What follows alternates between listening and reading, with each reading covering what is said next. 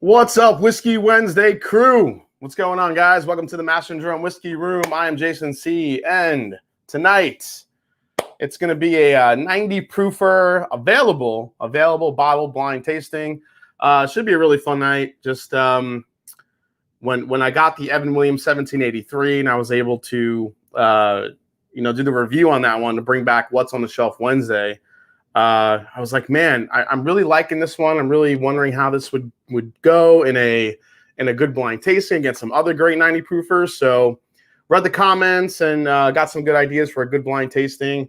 So I figured, why not? Let's do it tonight, guys. We'll do it live. Just got back from Wisconsin, hanging out with my buddy, the Hawk, Scott from my bourbon journey, just hanging out with him in Wisconsin and his wife. And we had an absolute blast. It was a lot of fun. Got to drink some amazing whiskeys, as we always like to do when we're hanging out. And yeah, it was a good time. Got to eat some authentic Wisconsin cheese curds. Got to saw the Fonzie over there on the Riverwalk. Went on the boat. I mean, it was a lot of fun. So yeah, I was looking forward to getting back. Just got back yesterday. So yeah, all ready to go, guys. So cheers, everybody. Let's see here. Got everybody in the chat. Wade Duncan is here. Chris Buzalencia. C. Jackson's in the house. What's up, man? Justin Jenkins. Brett Marquette's here. What's up? Always good to see you, bud. Kenneth Rathburn is here. What's up, bud? Cameron Lochner. Who you calling a fuck? Yeah, it was a little bit of a mistype there, bud. Sorry. Anthony Orlando is in the house. What's up, man? William Wiley's here. Let's see. Of course, my boy Troy. Pop him, don't watch him. He's ready to go. Nice to see you, man. Let's see. Adam Husted's here. A bunch of people popping in. Harley Gaddis, Justin Jenkins, Brian Toner, Robotics in the house. What's up? Kelsey Dime is here. What's up, Kels? Ham Turkey is here. What's up, man? Univ Poke, Donald Rance. What's up, Whiskey Yoda? Good to see you. Big Vic in the house. Snoop 310 YTPC. What's up, buddy? Tim M, Hank Williams, Sugar Kitty, Michelle Martin. Nice to see you. Michelle, I might see you this weekend. Looking forward to that. Craig Benfield. Christopher David's here. What's up, Chris? Dave Friedman. Whiskey Nose. Cheers, Jason. The Mets are amazing. So when the Mets are playing like shit, he says they're amazing. But when they're kicking ass, he says they're terrible. What did I tell everybody? Was it last week or the week before? That we have to wait for the Mets to see what they do after the All-Star break. And right now, they've been shit in the bed after the All-Star break. This is what happens to them. That's why I never get too excited. We got some people already putting in some predictions. Earl D says Russell's for the win. Cornholio is in the house. Hello, Cornholio. Let's see. Kenny Mule's here. What's up, Kenny? Julie the wonderful like-minded bourbon drinking, boss hog sipping. Julie is here. So is Dan. Dan's in the house. What's up, guys? Guys, you guys have to start watching Julie and Dan's channel lately. They're putting out some great content. Please drop the link in the chat, guys. I think I modded Julie, didn't I? Yes. Julie, you have the mod power. Drop your link for your channel there. Please do. Please do. Yes, and everybody, while you're popping in, hanging out, definitely smash the like button. Really appreciate it. Whiskey Mountains is here. How you doing, Audriana? Whiskey Mountains had a nice live stream before this one, so everybody please go subscribe to Whiskey Mountains if you haven't already. Bourbon Bites, Clifton's in the house. The man, the myth, the legend himself. Yes, Pop 'em, don't watch him. Whiskey Nose, Bourbon Bites, all great channels. Please. Moderators, please do your worst and drop those links. Make sure people subscribe and check them all out. So, yeah, lick the like the like, and chew the like. So tonight, I am starting with a blind sample. Why not? Let's make it fun. So my buddy Jason Cueto sent me the chef Jason Cueto on Instagram. If you guys are on the Insta, go check out Chef Jason Cueto. He is he's got a great bourbon group out there, and he sent me a blind sample to do, and I've been holding on to it. I figured, let's try this shit right now, live. Kickoff Wednesday, Whiskey Wednesday, guys. Hey, Will Henderson's in the house. What's up, Hendo? Fred Baining says, just tried an old 1783, anxious to try the new version. Yeah, I mean, it's a big upgrade. I really think it is. When I did it on the back and forth on the review I did, definitely a big upgrade in flavor. There's some nice older whiskey in the Evan Williams 1783. It's a blend of 6 to 8 year old whiskey. 6 to 8 year old bourbons in that. Definitely older bourbons than what's in the bottled and bond from Evan Williams. I think Evan Williams taps out right at that 4-year mark to make it bottle and bond. But I think the Evan Williams and even the Evan Williams Black Label has a little bit more of a rounder. There's some more aged finishing, some aged bourbon notes, I think, in those whiskeys. When I think what everyone loves about the bottle and bond, it's a little bit richer on the palate and it's got the higher proof, and that's with good reason. But when you're looking at age and flavor, I think the 1783 and even the Black Label have older whiskey in them. So, Julie L, sub to our channel and learn nothing. Do it anyway. Lifetime whiskey. There it is. Jason, did you hear Jack Daniels is coming out with a 10-year age statement variation? I did hear rumblings of that, and it's actually really good timing. I am working on getting, like I said, the master distiller. One of the two master distillers from Jack Daniels on the channel, Chris Fletcher. So hopefully he will come on. I'll have plenty of questions about that. So, all right. So let's. What's the proof on 1792 small batch? Isn't that? I believe that's a 90 proofer.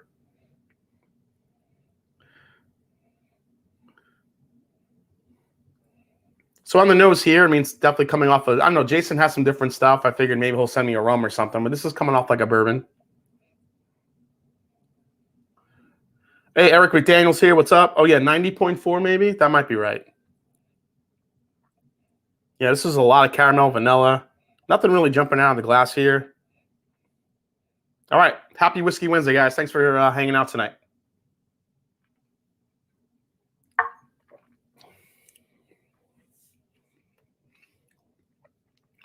Ooh. 93.7. There you go. Oh, that's got some proof to it. Holy hell. Woo. And I feel like I got a finish on that one. Damn, first pour of the night. Dear Lord. Abby Who Winks is in the house. Let's see. William comes in. I tried Wild Turkey for the first time since high school last night. It made me realize I need everything in the Wild Turkey lineup. See? Telling you, man. Good on you for going back and trying it, because a lot of people don't. William Wiley, when do you do the meetup at Chattanooga? We can always go to Lynchburg and visit Jack Daniels. So that is slated for the last weekend in September. So the last weekend in September is supposed to be the Chattanooga distillery meetup. Now, things have been trending great for that to happen, but with everything going on lately with the whole Delta variant and people getting shut down again in some states, we're going to have to play that by ear, unfortunately. It drives me nuts. It pisses me off. But, again, we have to see specifically what Chattanooga still wants to do. And, if anyone that's going to come to the, once I put out the details next week, if we still go forward for it, if everyone is still willing to do that. But, we also got to see what the state of Tennessee is going to be mandating as, this thing progresses. There are some states right now that are worse than others. So, unfortunately, we have to play it by ear again, which really sucks. I was really looking forward to it. So we'll have to see how that goes. So let's see. Dan L. We opened the Maverick. At first, I didn't enjoy the nose, but, man, when I tasted it, a huge fan. I'm going to enjoy it. Oh, Dan, thank you so much, man. Yeah, I would agree. The nose was different when I first got it than I remembered. But, man, the flavors on that thing, it's an absolute beast. So, yeah, I appreciate that, Dan. I'm glad you're liking it. Tennessee is open, no problem. Yeah, right now it's open, but I'm scared what's going to happen in the next, month and a half-ish, almost 2 months. It's a lot of time for stuff to change. So hopefully we'll go from there. That'll learn you, Jason. Shredder Blind said before a flight of 90 proofers. Yeah, this was no joke. No joke. Hey, thanks, Chris Garza. Nice to see you, bud. Hey, there's the Hawk.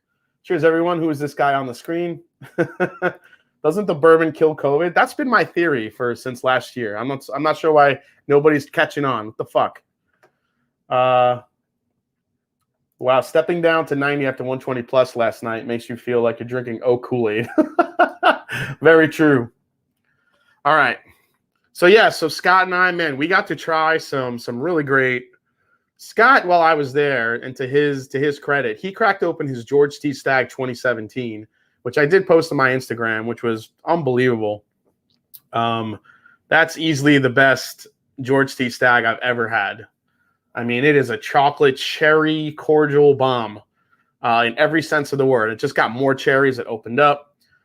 We got to, we were messing around with doing a 4-grain Penelope whiskey blend for our Mash and Journey upcoming picks. So we were blending a bunch of stuff. We're going to be doing that live eventually. But we did some blends. We tried some stuff from Stave and Grain, a rye whiskey we might do. We were drinking the Lux Road the double barrel 12-year. I mean, we were drinking great stuff, man. It was a fun weekend. Hey, Cheech Arlino's in the house, man. What's up, Cheech? Cool Runnings here. All right. Yep, that's right. He opened it. I mean, fresh pour. I mean, I feel like this is finished in some way.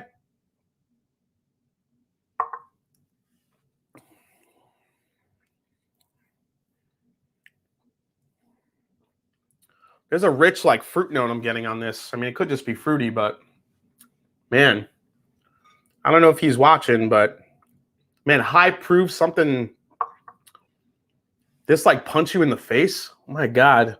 That's a high proof whiskey. Oh, man, maybe it's not finished. Reminds me a little bit of Old Carter on the nose. I don't know. Did he send me a light whiskey, or did he send me Old Carter American whiskey? That would be my guess. Jason Cueto, you in the chat yet? Keep an eye out for Jason, guys. If you see him, let me know. All right. Yeah, so 2017 GTS, pop 'em. That's right. That's exactly what we did. All right, so Kenneth Rathburn, have you ever tried the BBC Distillery Collection? That's French oak finish. IBN tried it, and we're head over heels. Dude, I want to bottle that so bad. That French oak Bardstown Bourbon Company. I just didn't. It's hard when they do those distillery-only releases and you're not in Kentucky. I mean, how the fuck am I supposed to get one? There's no way, because they sell out like that. I would love to get my hands on that, because if you guys have watched my channel over the years, I love French oak. I actually do have a French oak Starlight that we're going to try tonight. One of my samples to do before we hit the 90 proof blind. But yeah, I'm a French oak fiend, and when I saw that they were coming out with that, I was so upset, because I knew I wouldn't be able to get to Kentucky in time to get my hands on one of those. So, but if anyone knows anyone that's got one, or an extra, or they're still available, let me know. I would love to try one of those. All right. Rob Shields is going to be opening his 2019 GTS October 2nd for my daughter's wedding day. That's an awesome time to open that, man. That's awesome, Rob. So I just bought my most expensive bourbon I've ever bought. It's not a Pappy. You guys could probably had a pretty quick guess what I bought, what it is, or what distillery it's from. Holy shit, Jeremy's in the house. Sippers Social Club coming with the first super chat of the night. Thank you so much, bud. Really appreciate that. Mash and Drum, I was given a Buffalo Trace single oak project bottle. Do you have any idea how old they are? Generally, they're on the younger side, but they're really, what they're trying to do is figure out what these different oak,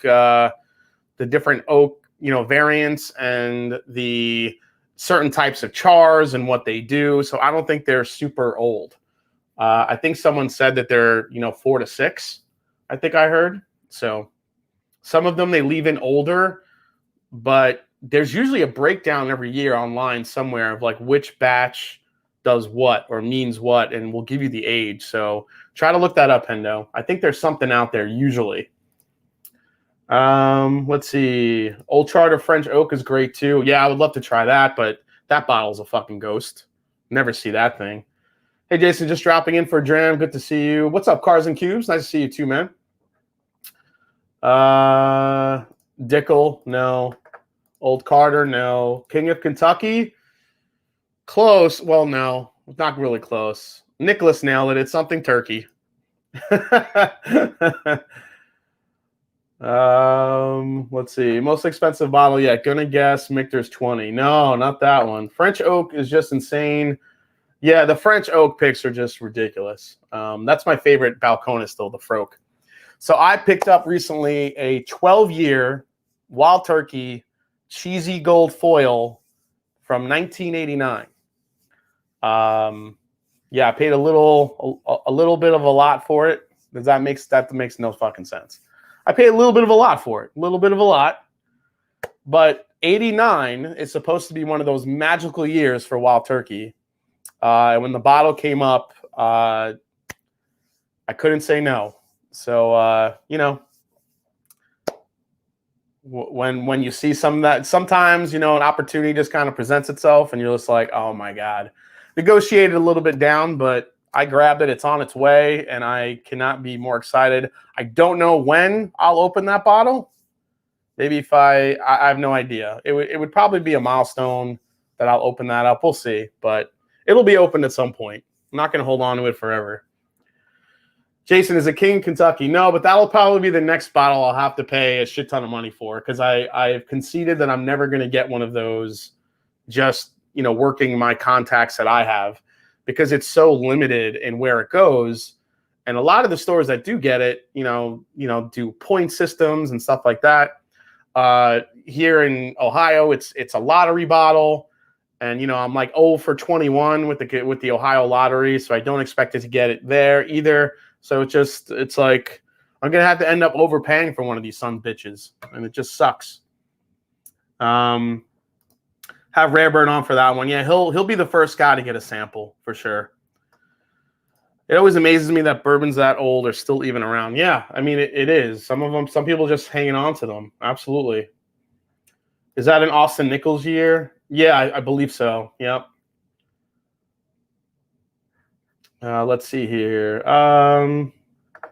Yeah, same here. 0 bottle lottery wins in Ohio. Yeah, it's frustrating because everybody and their mother, like every family that they're over 21, they get everybody to get in the lottery. And King Kentucky is that's one of those bottles that no matter who you talk to, people want.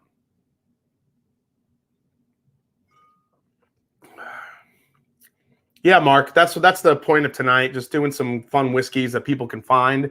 Do some fun blinds. I think the Evan Williams 1783 in this blind tasting will be a fun. It's kind of like a fun, blind, just to see how it does and how, because then again, whiskeys affect other whiskeys. How does it compare to the Heaven Hill Green Label 6-year? The Russell's 10 is easily the oldest in this lineup. So will that stick out? So we'll see how it goes. 89 was a good year. That's the year I met Tammy. There you go, Brian. See, 89 was a great year. That's the year you met his wife. There you go. 2003 Russell Reserve has been the best turkey to touch my list. Dude, yeah, DC, you can't have that 2003 in a blind because it doesn't stand up because of the younger, I'm sorry, not the younger, but the young, I said it again.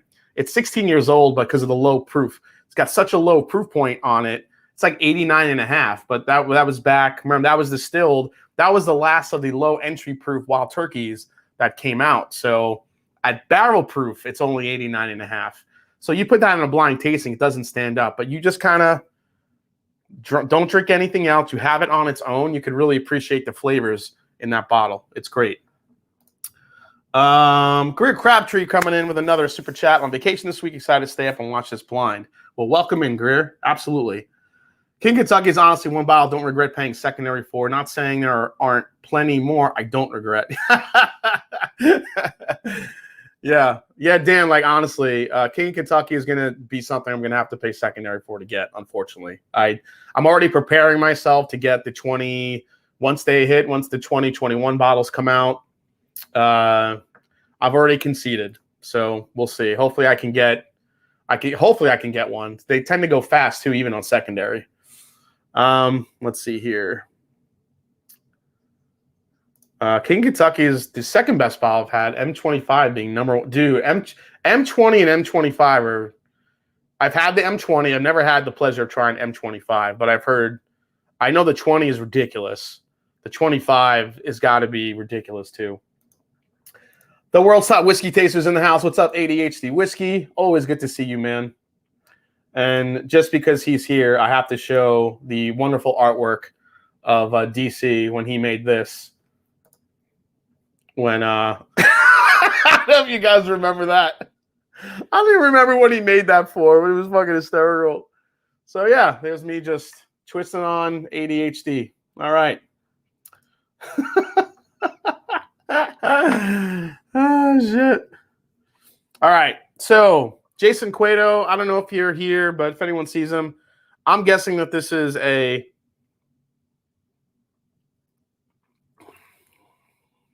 oh man, that's high proof.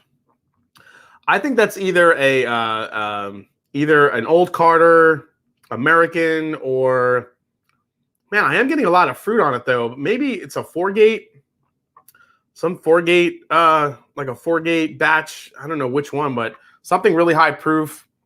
It's got a really high proof to it, so that's what I'm guessing. We'll see if he comes in what he says. That's right. Coffee Black Bourbon Neat. I got this actually in Tennessee. Speaking of Tennessee, I got it at Greenbrier, where they, the lovely makers of Belle Mead. So, all right, guys. So we have we got 3 more. We're going to try a few Starlights tonight before we dive in. So Starlight, I just highlighted on my, craft whiskeys that you need to watch out for. Haven't been able to grab a bottle of this yet or seen any. I know a couple of channels released a couple pics of this stuff, but unfortunately I was a little bit too late and missed out. So the wonderful Sunday Evening Scotch, Mike was able to send me a few of these. He sent me a bunch of finished ones, but these are ones that I was really interested in. So we have a Starlight Indiana Rye, which is 112 proof, 5 years old. Starlight Double Oak French Oak. This is the one I was telling you I was really excited for. 112.4 proof. And then we have a Starlight Indiana Uplands Malt Whiskey, which is also finished in Pedro Jimenez casks. 94.4 proof, so a little lower proof on here. Usually a malt whiskey are a little bit lower proof. And while I'm pouring these, we're going to go through some news items because there has been some release news the last week. Some stuff that I really want to try and some stuff I'm very puzzled about. But we'll go through them. Fuck that. I'm going to pour the whole thing. They're only an ounce. All right. Starlight is stellar. Yeah, I'm, I heard a lot of people talking about Starlight and, how great it was. And when I did the research on it and found out that it's been a family distillery, a family-owned distillery by the Hubers, since what is like the late 1800s, early 1900s, something crazy. It was, Jesus, look at the color on that. Wow. I was really intrigued. Everything's a family operation. They do everything grain to glass right there from their own farm. The Huber family farm has been there, like I said, for a long time. They built their distillery. Even the distillers there, his father-son operation. Just sounds like, and anyone I've ever talked to that's gone there for either to visit or to try stuff or to take a tour, they say it's like one of the absolute best experiences you can hope for, from a distillery. And, when I hear that, immediately that's like, okay, this is what whiskey's about. Let's try it. So, all right. Jason Fitch with a super chat. Love the Starlight single barrel. I'll be curious about the Double Oak. Papa Joe's in Richmond, Indiana is a honey hole for it. Okay. I really want the toasted Master's Keep. Really don't want the toasted Basil Hayden. Well, we're going to talk about those, Adam. You read my mind. What was the name of the death metal band you were in, Drum? Red Room 22. Red Room 22 was the name of the band. Yep. Road Trip. Holy crap. That whiskey almost looks like coffee. Yeah. So look at the color difference here, guys. So we have these two here. Let's see if that'll focus up. So these are, you know, very nice color bourbons for 5 years old. Actually, one's a rye. And then look at this. Look at this sumbitch. I mean, that is ridiculous. So this is the PX cask finish, which I'm guessing there was some wet barrels. And, I mean, it pulled in a lot of color from that cherry. Crazy. DC Stout Belly 66. That was the idea I had, but it was shot down for Red Room 22. All right. So first story of the night. If you guys have not seen it yet, the press release has been announced. The press release has been announced for Wild Turkey 1.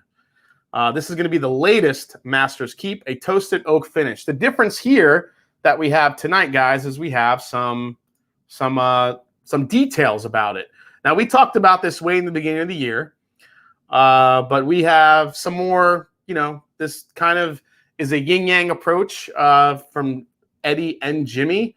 Basically, Jimmy liking his kind of his, you know, he's a little bit, you know, younger whiskey, loving like that 8 to 10 year range, and Eddie liking the older, complex characteristics that like a 16-year can come on or 14-year.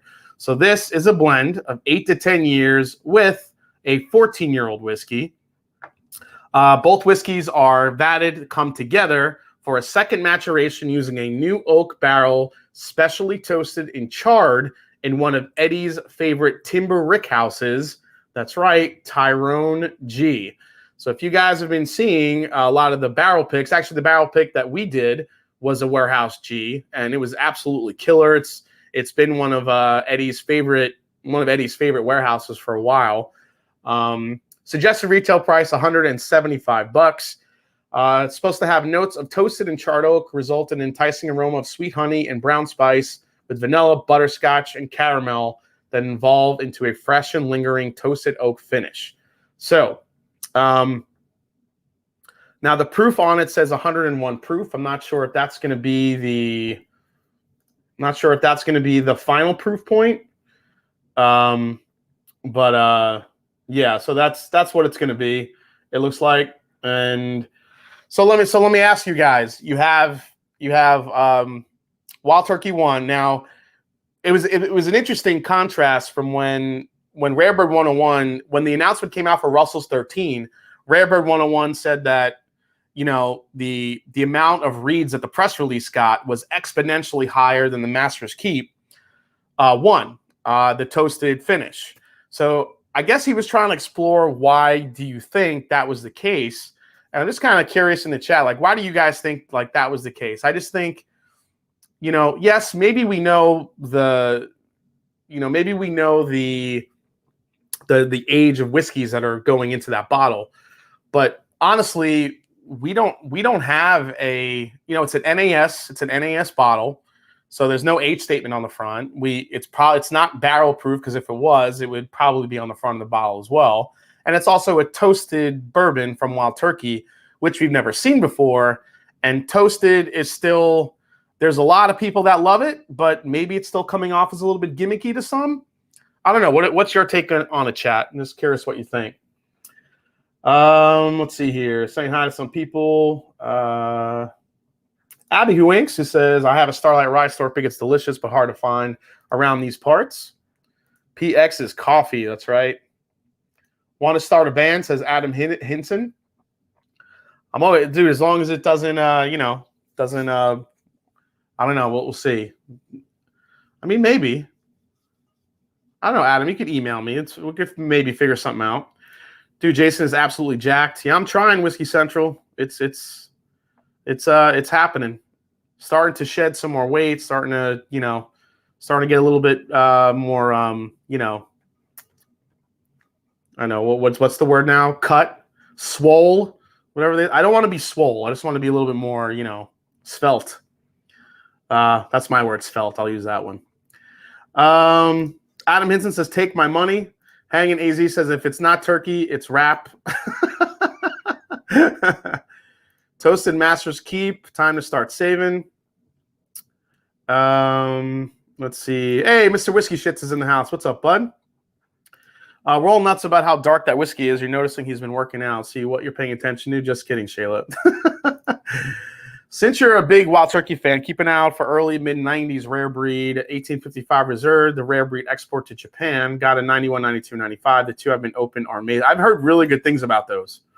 So I'm hoping to get one this year. It sounds like a younger toasted version of Decades. Also imagine if Wild Turkey did a toasted rye. Yeah, that could be pretty cool. Let's see here. I like toasted, late to the game. I like toasted, but sounds late to the game. Well, again, you know, Wild Turkey is one of these distilleries that have such a long history. I feel like, you know, the other distilleries and, you know, craft distilleries, I think especially, have a big impact on, you know, on the heritage guys, on the big boys, because, you know, it's like, think about it. I always think about it like this, like, you know, some people ask me, like, how come, you know, you don't see bigger distilleries doing a lot of the, you know, some of the more experimental stuff that you see, you know, from smaller distilleries? And it's really why. You kind of look at it as a corporate-owned company, you know, like a publicly traded company versus a privately owned company, or a personal, you know, family-owned business versus a big business. You know, family-owned business can make decisions and try new things like this. They can invest, they could choose to do this with not a lot of red tape. Whereas on the corporate side, you have a lot of people involved. There's a board, there's people opinions. You know, opinions are like assholes. Everyone has one. So there's a lot, you know, when you have a smaller business, it's a little bit easier to do that. So when you're in a smaller type of distillery, you could shift and you can adapt and you could try different things easily without talking to a million people, whether they want to invest in it or not. So, and then, you know, big distillers, I think, pay attention to this, which is why we've seen a lot of toasted products come out from the big guys. A lot more finishes come out from the big guys. I think it's just inevitable that I think Wild Turkeys are just a little bit slower to the game because, you know, they've kept everything so traditional for so long. Jimmy is big on traditional. Eddie is really the one that helps push the envelope a little bit, along with Bruce in a way too. So we'll see what comes out more as we go on, but I always say trust in Eddie, because if someone can maybe do a really good toasted bourbon, you know, you would hope it'd be Eddie. So we'll see how it goes. All right, let's dive into this Starlight Rye real quick. Jared O'Connor says, and they all stink. Opinions. The big boys, yeah, the big boys can get better juice at a more affordable price. Exactly. And, you know, but that's the other thing, you know, big versus small as well. Ooh, this rye smells good. Well, this has a lot of like nice like licorice notes, but very, very sweet licorice. Some of the mintiness. This has like a toasted vibe to it. This isn't toasted, is it? No, rye whiskey. No, it's got like a toasted, like kind of graham cracker thing going on. And let's try this one. So far on the nose, it smells really good.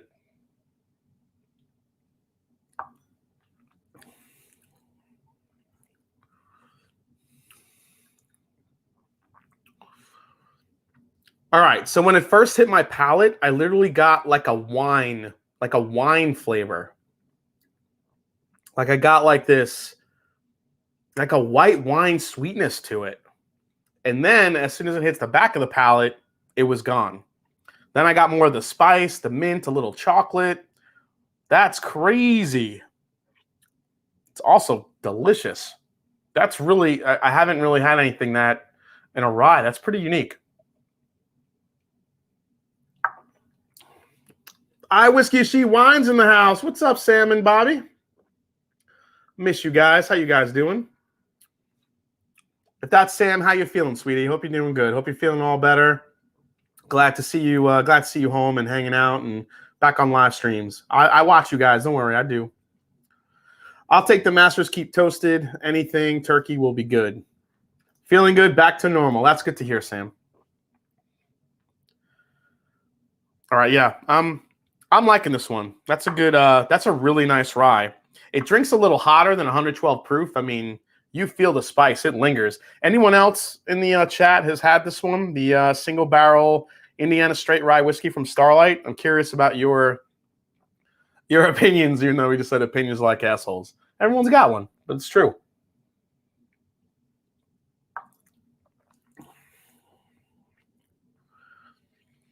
Now, I know the Huber Farm, it's a winery too, but I get a real like wine. I don't know if this, I don't think it's finished, but there's a nice like winey type of like fruity like flavor to it right in the mid palate. It's not going away. And then the back is all like mint chocolate and a lot of spice. Starlight single barrel rye. If I ever see a bottle of that, I am getting one because that is awesome. I'm digging that. Shit. Oh, Sunday Evening Scotch is here. Just a straight rye single barrel. Mike, are you getting like a winey like type of like white wine influence on that rye? I totally get it mid palate. That's crazy.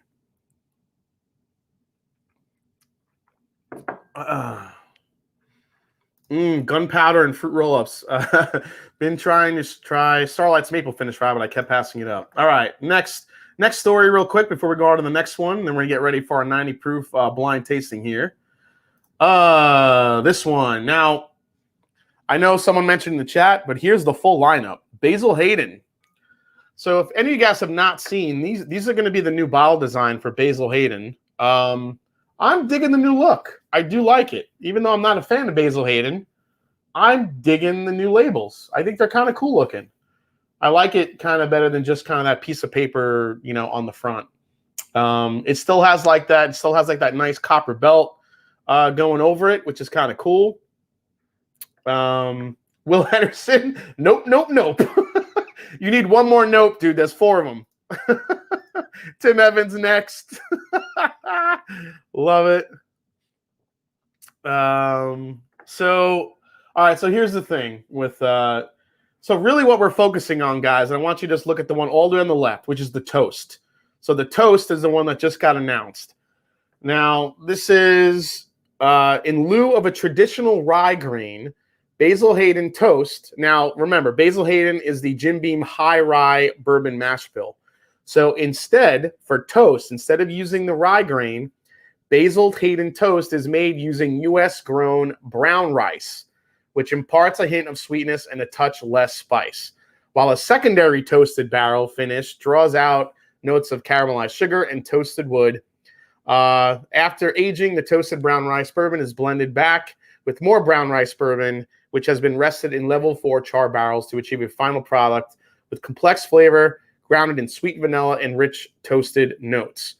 So it says Basil Hayden Toast is truly a whiskey for all fans of taste and experience levels. The unexpected addition of brown rice, as well as the toasted barrel finish of Basil Hayden Toast, does just that. Basil Hayden Toast marks the debut of a sophisticated design-forward packaging update. This is going to be a permanent expression to join the Basil Hayden portfolio. So if anyone's wondering, you know, what it's going to be, it's going to be there always. And it's going to be a $50 retail price. It's now available or hitting markets now in the United States. So let me take this off the screen because you guys are just going to throw up if you keep looking at Basil Hayden. So what do you guys think? We already had a lot of people say, nope, don't want it. Nope, not a fan. Does the brown rice make it any more enticing for you guys, or is it still like you don't give a shit about that? Now, Jim Beam they've made brown rice bourbons in their signature craft series. They used a brown rice in the last Little Book release, which did give it a little bit more sweetness and less spice. I will agree on that front. But man, I feel like with a toast you need spice. So well, we'll see. Actually, rice makes it worse. Very herbal. Never had Basil Hayden. Rice makes it worse. Abby Hewings, isn't the BH toast what Bourbon Junkie Dan was drinking the 90 at heartburn during Matt Madness? Not saying it's to blame, but all signs point to yuck. I mean, maybe. Hey, the Bourbon Wrench is here. What is going on, Trev? Nice to see you, bud. Those bottles look like somebody robbed a TJ Maxx and took the buckles off all the purses and belts to make all the labels. Well, that's always been there. The belts. That's even on the older bottles. What's the proof? Let me double check the proof here. Is it still 80 for this shit? What does it say here? Yep, 80 proof. 80 proof bourbon. That just kills it for me. But listen, Basil Hayden was always an 80 proof bourbon. I don't think they were ever going to change that. A lot of people love Basil Hayden. That's where they like to live, in that 80 proof area, and they're not going to change. And that's how Basil Hayden sells. I think it's an overpriced 80 proofer, but it's an 80 proofer nonetheless. So then still crap. Yep. 80 proof isn't enough to toast bread, says Justin Jenkins. It's a good point. All right. Next up, Garrison Brothers is coming out with a new release. For those of you guys, I feel like Garrison Brothers is a very polarizing distillery. I know most people I know either love it, or most people I know either hate it. It's kind of a love-hate thing. There's no in between. There's no, I kind of like it. It's either love or hate, depending on who you are. So this is the latest one coming out. So we're looking at the Guadalupe Texas Straight Bourbon. This is a Garrison Brothers finished in a port cask. So bottled at 107 proof, will be available year-round with an MSRP of $130. So 107, $130 bourbon. Guadalupe took over 6 years to come to fruition after the limited release of the Estacado, a Texas straight bourbon in Texas port casks. Master distiller Donis Todd began sourcing port casks. These are port casks from Portugal, which is generally where most of the earth gets its port wine from. So let's see here. Todd selected 90 30-gallon bourbon barrels that were originally filled in 2015. Guadalupe is available now and be available nationwide beginning August 2021 at retail, as well as restaurants and bars. So interesting release there. If you guys are into Texas whiskey, I'm not sure I don't think I've had enough of Garrison Brothers to make a judgment call whether I like them or not. I know the Balmorea was really good. That's probably the one that I remembered the most. The Cowboy, I think a lot of people love, even though that's like a $200, $250 bottle. The one thing about Garrison Brothers is they're very expensive normally for what it is. Yeah, Peter White. Yeah, Dustin on his channel, he poured Garrison Brothers down the drain. But that was the regular bourbon, so I'm not really sure. Not really sure what some of the other special releases are like. All right, next. This is one I'm excited for. Double oaked French oak, 112.4 proof. Let's try this one here. Oh, much more fruit forward. I had Joshua Fuente says I had a taste of a store pick for Garrison at a store. At Total Wine, not a fan. Comes with a golden rubber wax. The Brew Baker Maker's in the house. What's up, Ernie? Nice to see you, man. Tim Edsa lost me a port. It's always good to talk about these new releases and kind of get the reaction, because it kind of gives me an idea of, what people out there, what you guys are looking for, honestly. Like, are you guys getting, who out there is getting sick of, all the finishing? Port, sherry, wine finishes, Chardonnay, red wine, tequila. Is that getting old yet, or is it just depending on how good it is, depending on the distillate? Like, if a certain distillery has a really good brand, a really good type of flavor profile that you like, does the finish make it more enticing to try it? Or are people just sick of the whole trend overall? Like toasting. Is toasting becoming a trend that people are... I don't think people are sick of toasting yet. Penelope just released their toasting series on Sealbox today, and I think it sold out pretty fast. So obviously people are not sick of toasted yet. Finishes are never good as straight. A way to sell more products. Looking for butter pecan and water. All right, let's try this double oak here. I get a lot of fruit on the nose. Definitely get some oak char, chocolate.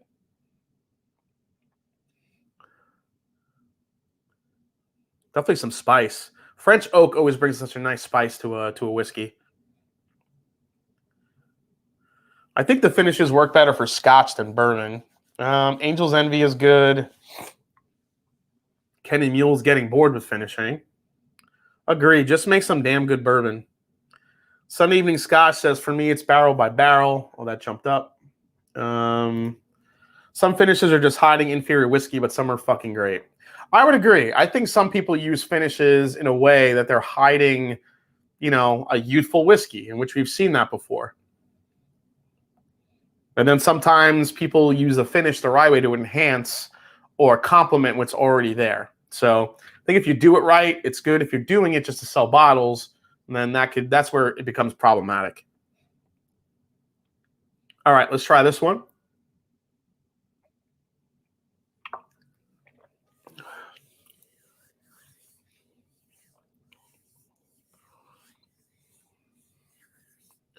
Holy crap, that's good. That's a lot of chocolate. Holy crap. A lot of fruit, too.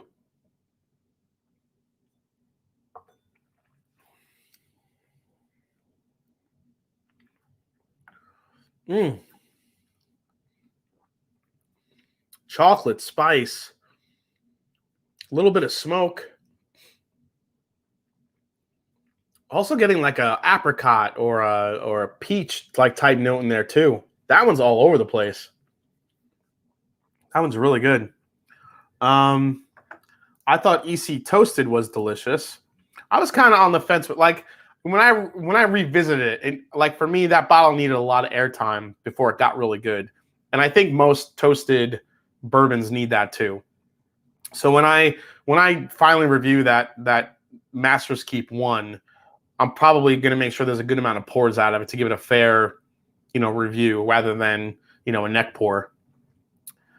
Still Austin. Yeah, Still Austin is, I mean, they're right up there now with my favorite Texas whiskeys. Right up there with Iron Root, right up there with Andalusia. It's just some great stuff. Michelle Martin with a $20 super chat. Thank you so much, Michelle. You're the greatest. We picked up 2 Starlights from Sealbox, a double oaked rye, and an apple brandy finished bourbon. Haven't opened them yet, but after hearing what you think of these, we can't wait. Yeah, these are pretty stellar. Thank you so much, Michelle, for that.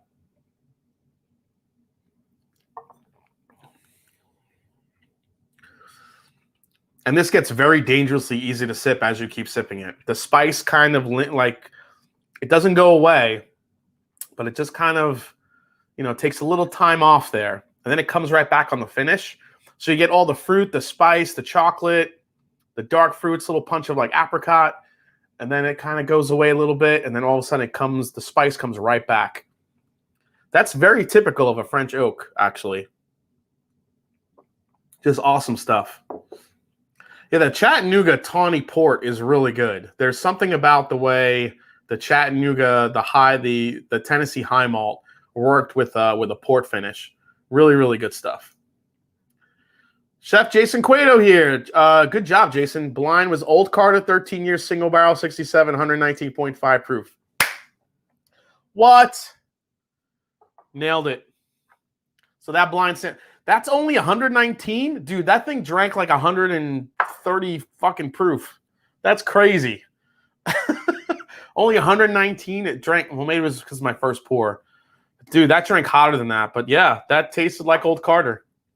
Good job, man. Thank you for that. Chef Jason Cueto. Follow that dude on Instagram. The dude posts ridiculous recipes. And he has a good whiskey collection to boot. My guess is that 112 proof is the happy medium. Yeah, maybe. Dan C. I'm in New Jersey, brother in Louisville tonight. What the heck is Peerless single barrel berry glazed donut available only at the distillery, worth $125? So the Peerless single barrels are really delicious and some of the most unique whiskeys you're going to find. Usually you could try them before you buy them. So see if you can do that before you pull the trigger on it, because they're all really different. I mean, berry glazed donut sounds ridiculously good. I'm just saying, just by the name alone, you'd want to buy it. But $125 is a lot. So see if they'll let you try it before you buy it, or your brother. Let's see here. Thank you guys so much for the super chats tonight. I really appreciate it. I'm going to go to the last one here. Then we're going to go for our 90 proof. It's time to try some coffee. So this is Starlight, Indiana, Uplands. This is a malt whiskey, only 94.4 proof. This will be a nice kind of taper off before we get into the blind tasting here. And a Pedro Jimenez finish. Now, Pedro Jimenez is a type of sherry that also tends to be very a little bit even sweeter than Oloroso sherry. Oloroso tends to be a little bit more nutty, a little bit more dry, whereas PX is like pure candy, super sweet, sherry, grapey finish. So, oh my God. Yeah, this is well, actually, you know what? The Starlight grain is actually coming through pretty nicely here. What is the highest proof whiskey on the market? I mean, the highest I've seen lately is some of the light whiskeys going up to 140 plus. You know, you kind of get into that hazmat area. Let's see here.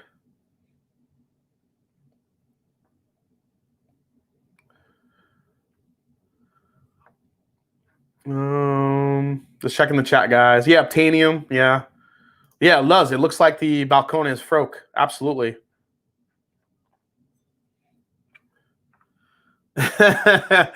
Whiskey Mountains found Jason Cueto. He's already hungry.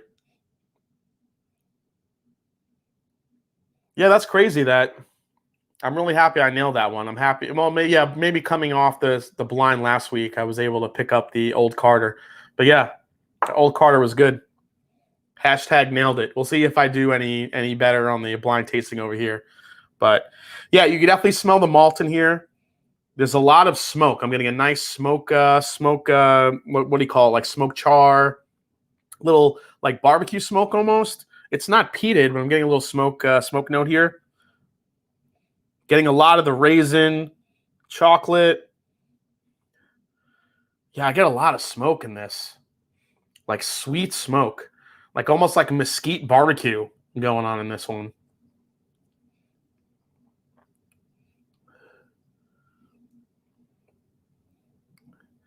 The 24 or 27-year Canadian light whiskey is over 152 proof. That's a good call out from Whiskey Nose. Yeah, there's a Canadian light whiskey that's over 150 proof right now. Yeah, DC, it's a smoking a pancake. Yeah, Sunday evening scotch. Yes, loads of smoky char on that one. It's a really unique bottle. All right, let's taste it. Cheers, guys.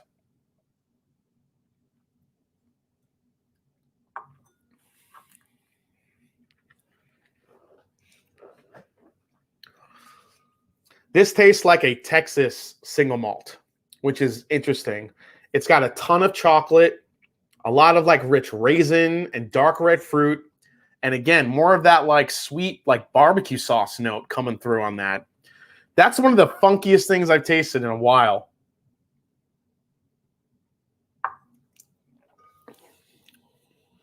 Oh my God.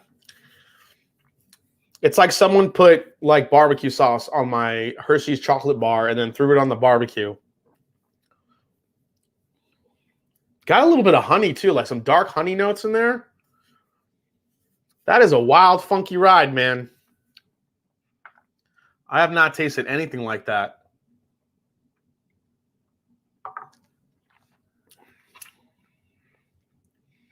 Yeah. I'm getting the honey from the malt, for sure. A lot of the rich chocolate, the raisin from the PX. But yeah, where the hell is that smoke char coming from? It's crazy. Maybe from the malt too. A lot of heavy like smoke char, mesquite, like barbecue. It's got like a tanginess to it. Yeah, I'm gonna save that for later. I think I really like it, actually. That one's good. I think I dig that. I have to like compute it in my mind. I think I dig that. Yeah, I think I like that one. It is Funky Town. All right, let's put this away. I gotta drink a lot of water here. Then we're gonna set up for our Funky Town JG. That's right. All All right, only 10 o'clock. All right, we got about a full hour to do this thing, maybe a little less. So real quick, guys, some updates for you guys that are part of the Mash and Journey Whiskey Club. Some of the next picks coming out.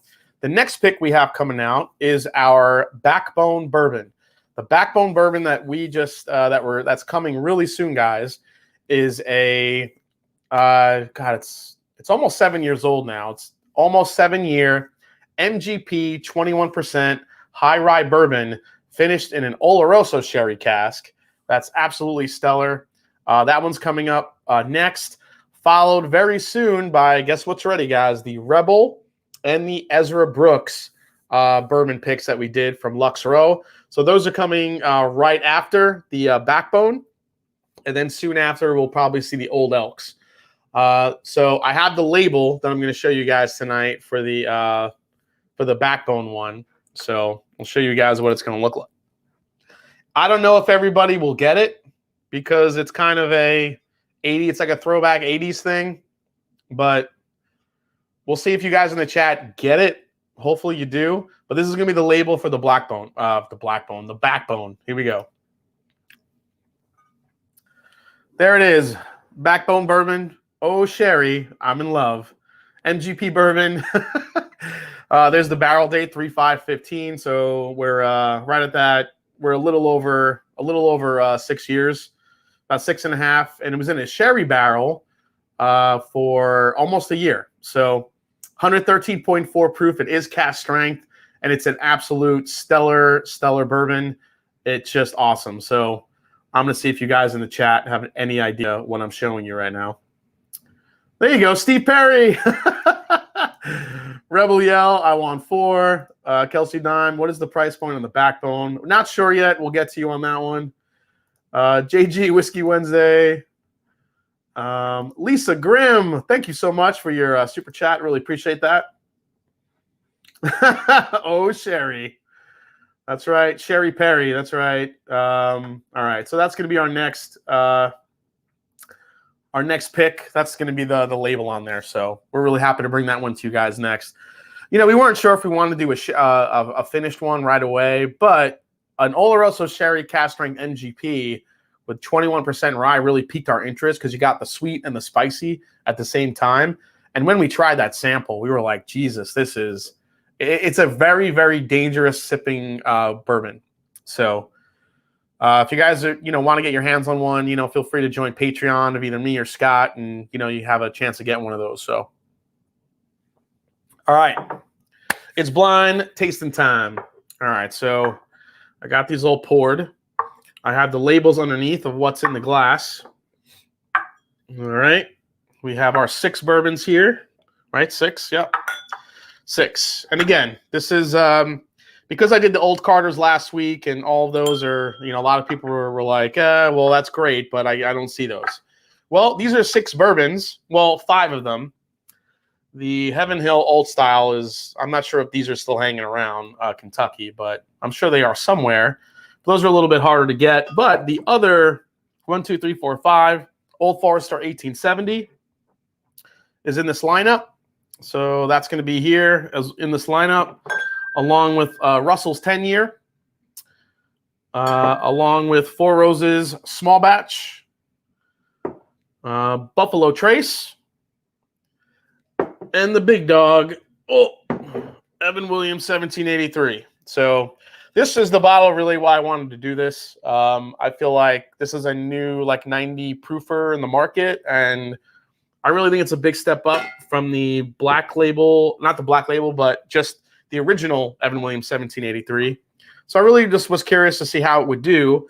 And I got some great comments in the chat, some great comments on the video of what I should put it up against. And here we are. So, but these are all very attainable bourbons, all high quality, great distilleries. Let's see how they do. Let me grab my pen and paper here so I can keep track. And guys, feel free to ask questions in the chat as I'm going through these. A, B, C, D, E, F. Okay. Let's kind of do nose and palate. And we'll kind of go through these.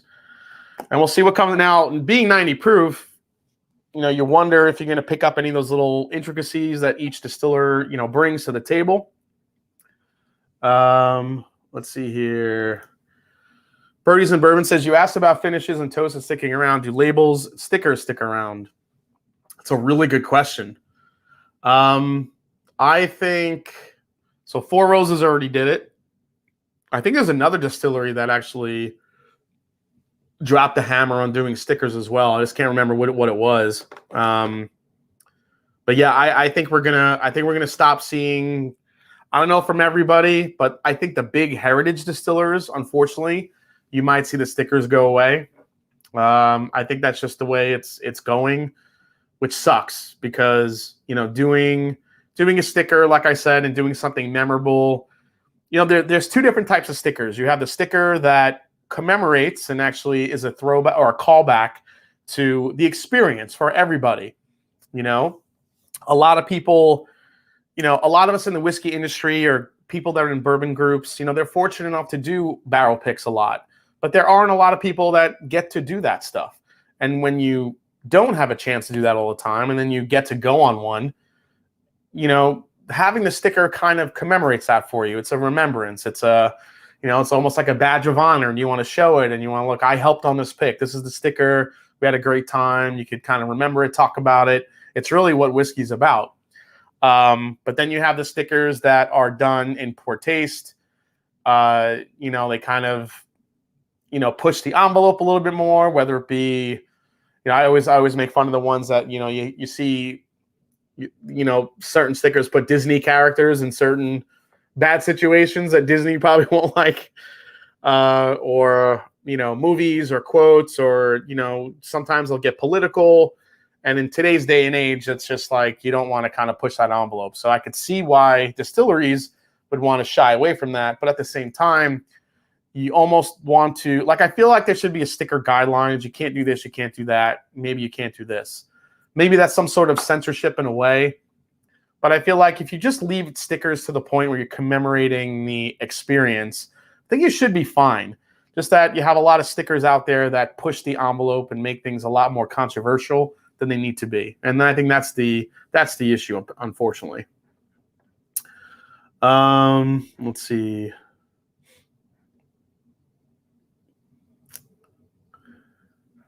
Super intrigued by this tasting. Hey, Bourbon Lens is in the house. What's up, guys? Everyone, definitely take a listen to Bourbon Lens. Great podcast. Love listening to you guys. Rooting for 1783, even though I never had it. All right, well, let's dive in here. Let's see here. Just making sure I'm not missing anything. All right, cool. Whiskey Mountains is at 820 subscribers, Whiskey Mountains, but pushing out some new content, so hopefully that'll help. Whiskey Mountains is at 820 subs. Guys, help her out. Help her get to that. 1,000 subs for a newer channel is a big milestone. All right, let's see what we got in the first class. Let's go to A. Ooh, very sweet.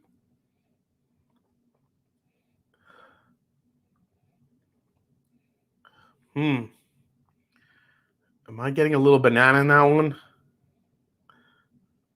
Very fruity.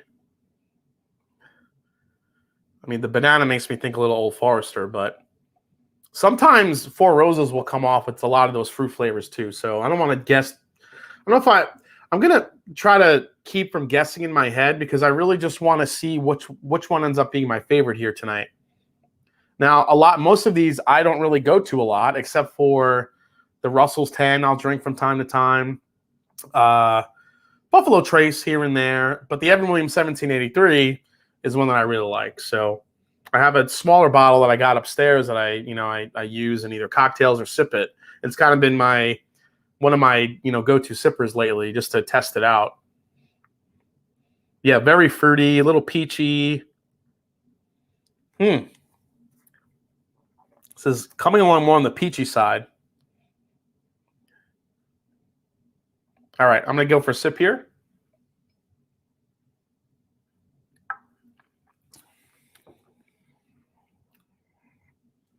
Ooh. All right. Good amount of rye spice in there for a 90 proofer, which I really like. Yeah, more of that peach, hint of smoke. Good vanilla, good caramel. Got your typical notes there. Yeah, guys, if you haven't subscribed to Whiskey Mountains, definitely check her out. The girl's she's doing like blind tastings and tasting bourbons like in beautiful, picturesque, like scenery. I mean, definitely go check it out. It's awesome. Plus, she's really cool. She's spunky. And you got to pronounce it Audriana. It's not Adriana, it's Audriana.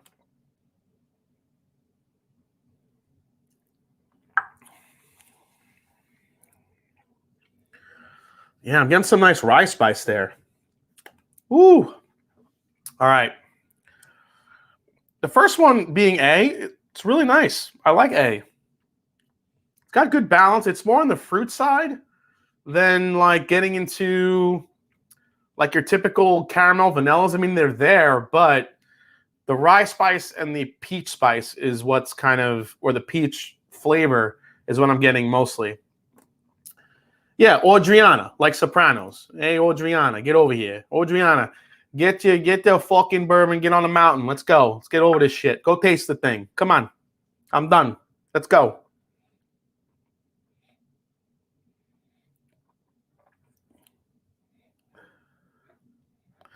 Yes, get your Master Drum customized glassware. Yes, definitely go check out my glasses. I got a bunch of them, guys, if you're interested in looking at some cool glassware. Absolutely.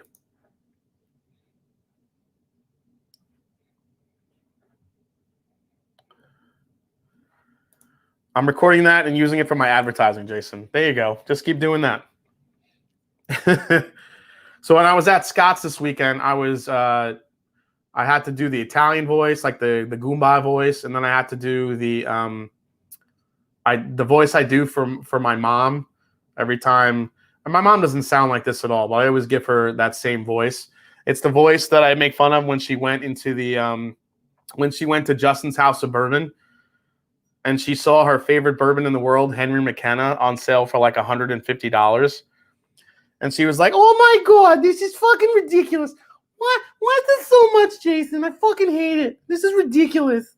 Who priced this thing? Who priced this son of a bitch bourbon? You bastards. This is my favorite and I can't buy it. Screw you, bastards. I'm leaving Justin's House of Suck." And then she left.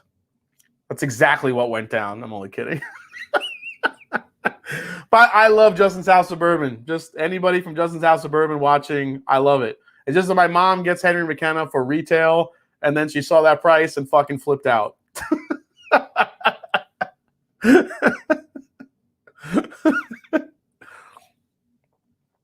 All right. Yeah, so Jason's doing impressions is my favorite Jason, yeah. Jason, did you eat some? Actually, I did have some gabagool over at Scott's. He actually had gabagool there. It was great. Son of a bitch. I love my gabagool. All right. Is my mom's probably texting me right now saying shut the F up. All right. Yeah. Yeah, she's not wrong at all. She's not wrong. And then when she saw the Weller 12, she even went more nuts. So, all right. So let's go to this one here. All right. So this one's a little bit more tame on the nose. A little more caramel, a little more vanilla here. A little bit of a butterscotch vibe. Got on B here. Jason sounds more like Tyson.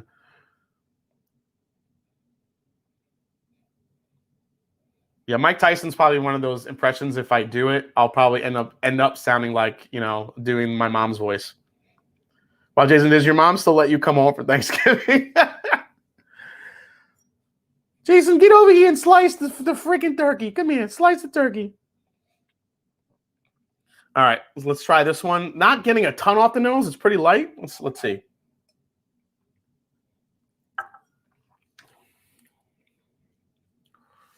Ooh. That's sweet. That is sweet, delicious candy. This is a vanilla bomb. The little tinge of butterscotch I get is really nice. Man, A and B are really, they're completely different, just to start.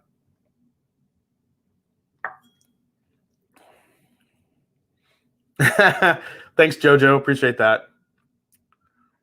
My Italian great-grandfather used to feed me all the gabagool. That's right. Mike Tyson, but Australian. How would that even sound, DC? Hello, I'm Mike Tyson. Oh, that was fucking awful.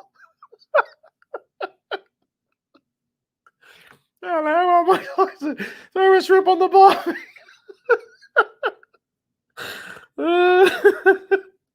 Fucking crying. Oh my god, it was funny. I'm never doing that impression again. Oh my god. Oh no, we broke him. No Jim Beam in this lineup. No. I mean, I could have put Basil Hayden in there, but I wasn't. I mean, Jim Beam has so many good products that are better than Jim Beam. I won't even go to that are better than Basil Hayden. I won't even go to, you know, the whole Basil Hayden thing. I mean, that's 80 proofer, you know, a 90 proofer. I mean, what bourbons do they have that are 90 proof? I mean, regular old Grandad, maybe. I mean, most of their stuff's 100 proof. It's a good question, actually. What do they have that's 90 proof? I mean, maybe they're regular, like Jim Beam Black Label, stuff like that. I think that's like 90, but maybe they're double oaked. I think, is that 90 proof, or is that all the way down to 86? I gotta remember that. I just don't drink them that often. So, but these are the ones I thought about. Oh, Devil's Cut. That one's 90 proof. That one's all right. What's been heard cannot be unheard. You have derailed. Yeah, definitely derailed on that one for sure. All right, next one.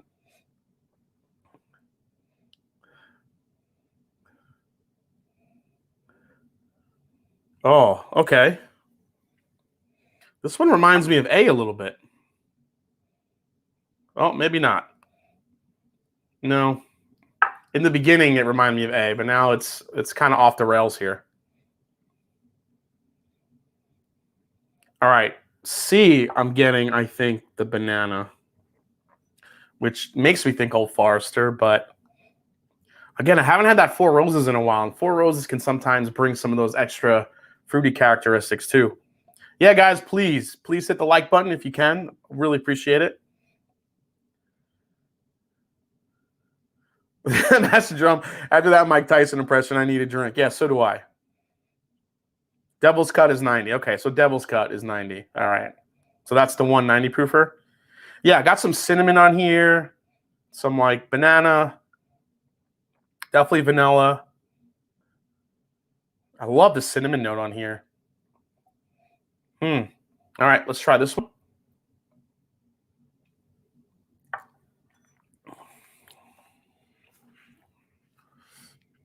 You get the cinnamon on the palate. Really nice caramel note. A little bit of actually coconut too. A little toasted coconut there. So that one is like far more like tropical almost compared to the others. And again, like I said earlier, guys, you know, when you're trying these in a blind, other bourbons can affect, or other whiskeys can affect other whiskeys depending on you know, just where it is in the lineup. So like, I don't remember a toasted coconut in any of these, but I'm kind of getting it in this one. You know, like in the past. Yeah, there's a little bit of a coconut vibe going on. Man, I'm liking that.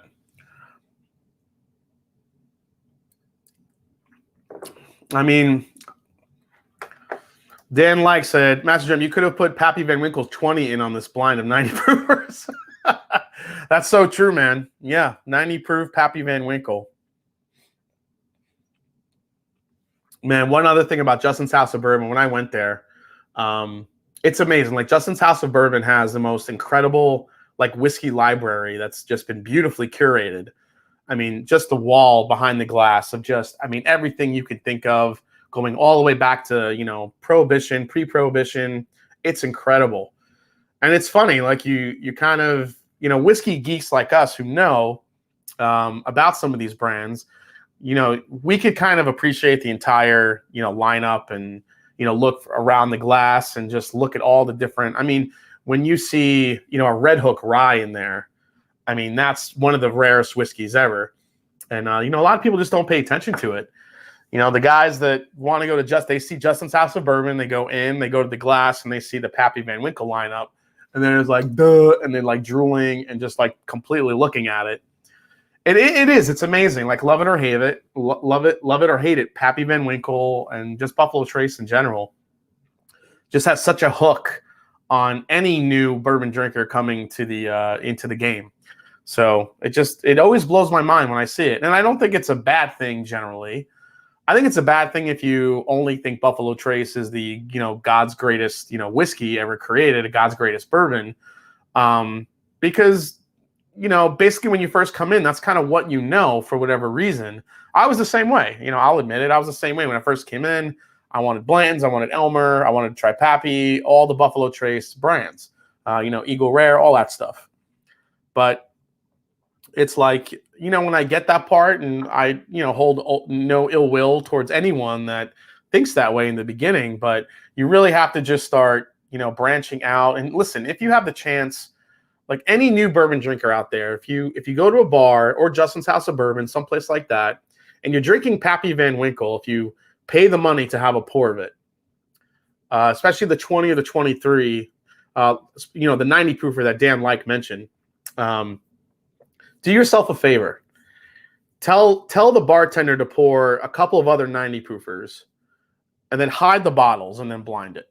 Because I think there, in that type of setting, you will truly find out what you like. You know, the Pappy may end up being your favorite. It might. But you might find something else that's just as amazing, or, you know, a lot cheaper, maybe easier to find. I think when you go to a bar, when you're talking with friends, I think experience plays a big part into what we're tasting. I mean, if you're with a group of friends that you haven't seen in ages and you're breaking open a bottle of Pappy Van Winkle to celebrate that occasion, and everyone's pouring it and drinking it, just in that moment, in that just pure moment of happiness and camaraderie and talking with your friends, that Pappy Van Winkle is going to taste fucking amazing. And I think that's part of what whiskey and bourbon is. And I think that's, you know, that's something that you have to think about, because you take Pappy Van Winkle or any high-priced allocated bourbon out of that type of environment, you try it blind against some others, things change a lot. So I always tell people when you're new, like, look, yeah, Pappy's going to be delicious right now because you know what you're sipping. Your brain is already telling you what you want to taste is supposed to be phenomenal, so you're automatically going to think it's phenomenal. But take the bottles away, blind it, and taste it, and then see what you truly feel and what your feelings are. Because when you do that, I feel like it opens you up to a whole nother level and a whole nother world of whiskey appreciation, what others are doing besides Buffalo Trace and the Pappy Van Winkles of the world. Just my 2 cents. All right. Let's see here. Don't let friends drink Pappy. All right, let's go to number 4 here. See what we got. Oh, wow, this might be the oakiest out of the first 4 I've tried. Good oak presence, a lot of cinnamon.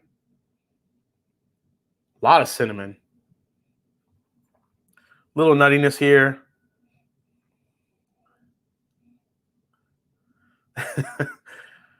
That's a great take. The experience could be better and or more make the whiskey better. Absolutely.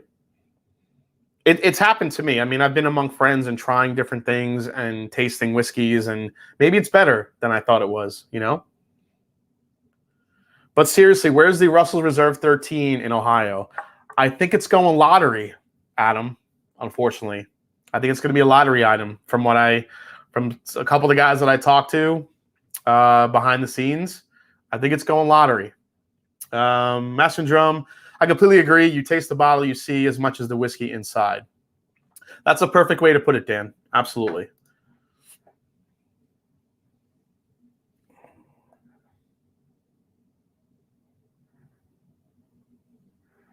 Okay. The restaurant world, there's a thing called eating with your eyes. Same thing here. Exactly, Josh. Yep, totally. All right. So this has the oakiest profile out of the 4 that I've tried. Good oak presence, a little bit of chocolate, some spice. A lot of cinnamon, I should say. Let's try it.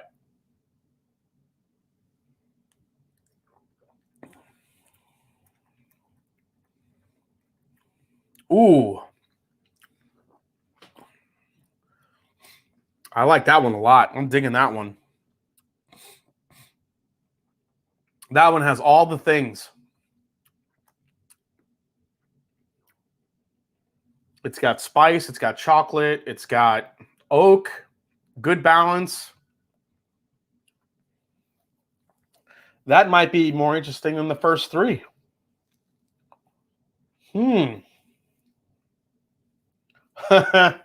Could that be the Russells? I don't know. That's really good. I don't remember though getting that chocolate though on the Russell's 10. Again, I got to stop trying to guess, but that's really nice.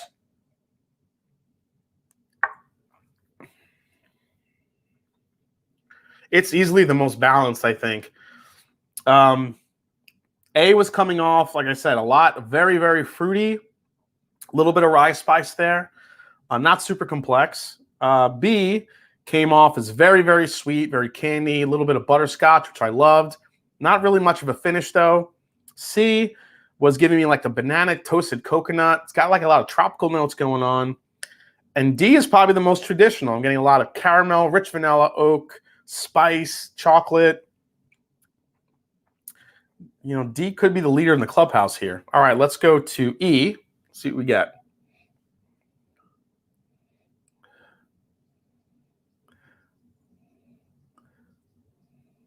Okay. This one's got a little bit of a nuttiness to it.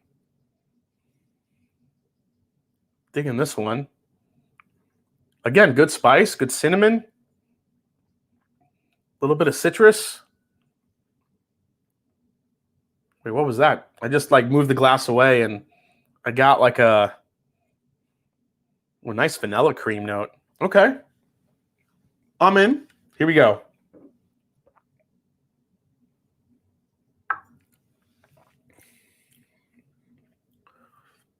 Oh.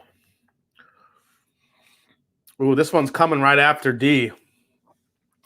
Oh, that's good. Again, spicy, citrus, really, really good balance. Just a great balance there. A lot of cinnamon. Damn. So far, D and E. I always loved D. But D and E are just really, really good. Oh, let me back this up because it's... There we go. Michael McGee's calling Russell's for that one. Okay. That citrus note makes me think Russell's Reserve 10. That's what... It got me sparking that too. I don't know. We'll see. Oh, the finish on E too is just easily the longest, I think, out of all of them. Let's go for another sip here.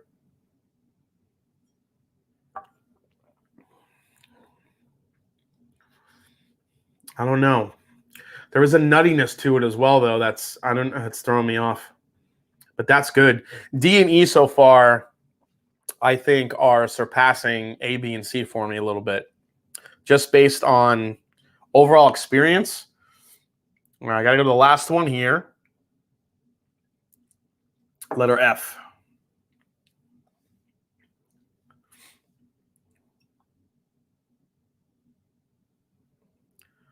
Actually, yeah, Dan L mentioned Elijah Craig 18. I could have put Elijah Craig 18 in this mix up because that's 90 proof. I'll have to like find like an ultimate 90 proof like high age flight to do one day. I don't have any more Pappy 20 though, unfortunately. I would love to put that in there, but like you figure like Pappy 20 versus Elijah Craig 18 versus the Woodford Reserve, the very fine and rare. That would be a great one to put in there. Just so there are some out there that you can do. All right, last one here. Let's see.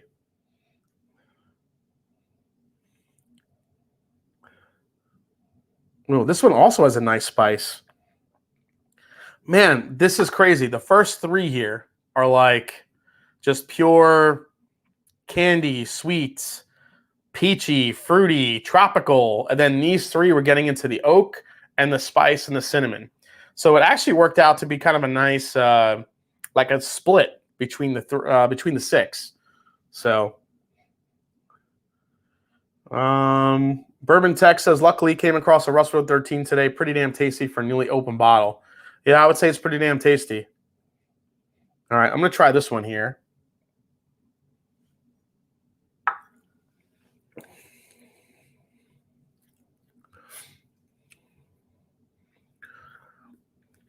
Man, more cinnamon, more spice. That one, though, that one's not carrying the spice that I'm getting from both D and E.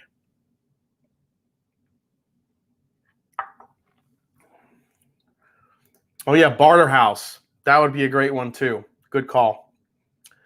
EC, yeah, I don't like Elijah Craig 18 at all. Although the older ones, before they designed the bottle, had a much richer profile to it. How come everything is older is like better? And I don't mean like older in meaning like age. I mean like past bottlings. It's a shame. Robotic coming in with a $5 super chat. This train made a quick stop at no super chatville or something. Let's choo-choo to the next town. Thanks for the content as always. That's right. I think next week, if we don't do the Penelope, well, that would be on a different night. But yeah, next week I'll probably be giving away some like a shot at the barrel pick coming up. So we got some good stuff coming up, guys. Oh yeah, Lost Profit might be. That's probably one of the best 90 proofers I ever had. I had a chance to do it on one of my live streams not that long ago, but I don't have it anymore. It wasn't my bottle, unfortunately. But that's probably one of my favorite 90 proofers I've ever had. That stuff is absolutely stellar. All right.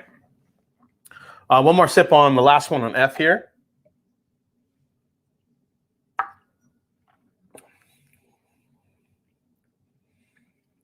Yeah, not as much like oomph as I was like waiting for on that one. I think D and E are just bringing a little bit more character to it. D and E might be coming off as my favorite so far. But all right, let me whip through them again real quick. We're gonna go in reverse just in case anything's been affected by the one before it, and then we'll rank them and reveal.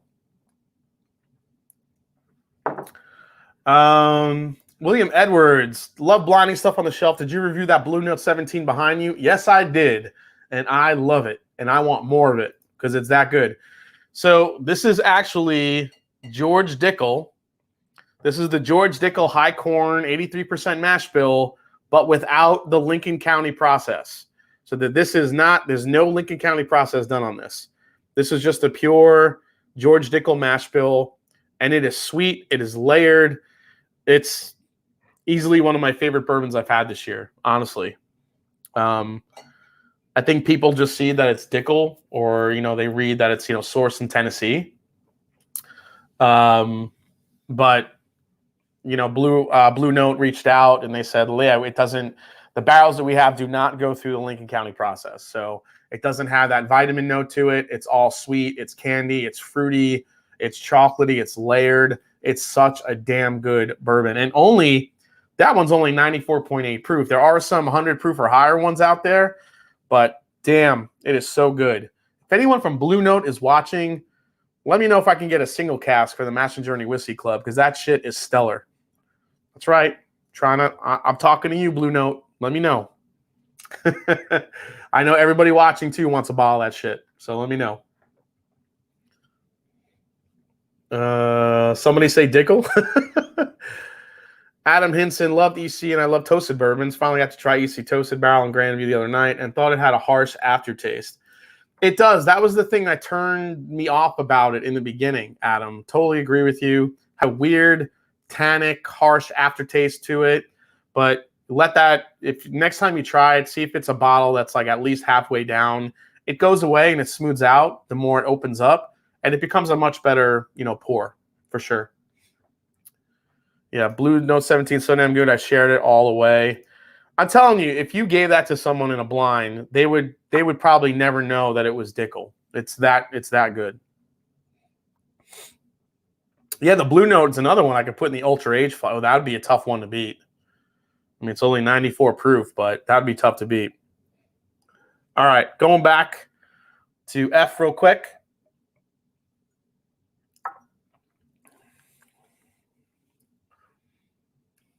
Good spice. Good cinnamon. Man, that's good.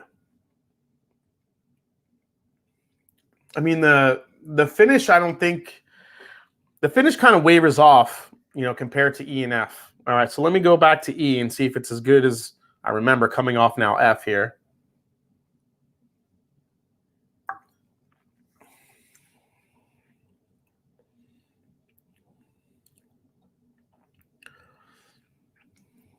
Oh, so F's good. Man, man, F's giving E a little bit of a run here.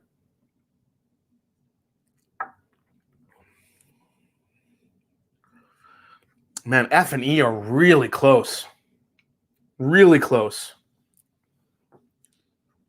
Not sure which one I like more. All right, let's go to the D, which I really loved.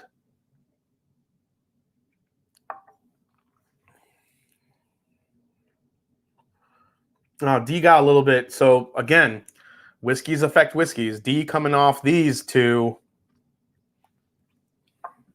Not as good as when I first remembered it coming off it, from this way. Interesting. Let me give it a second here. Where'd you get that sweet Wilderness Trail hat? When I went to do the pick, they had this in the gift shop. I love this hat. How are the Blue Note 17s barrel proof, but only 94 proof? I've seen some that are even lower. It's basically the George Dickel entry proof. They go low, some go lower, some go higher. Tennessee is a different climate than Kentucky. Not super different, but different enough where it does make a difference with those barrels either going high. Remember, when you have a hotter climate, you're going to get more evaporation within the barrel. More water is going to evaporate, hence you'll get the higher proof points. Cooler temperatures, it's going to, the water is going to stick around. It's going to lower that proof over time. So I think George Dickel, in essence, when you talk about, where they mature and everything, I think it stays a little bit cooler longer. So you're going to end up getting a little bit of a lower barrel proof. So it's all science, man. Look at me. I'm whipping out science, doing freaking 17 samples of bourbon. Okay. What's next here? I'm going to try C again. I'm sorry, D again.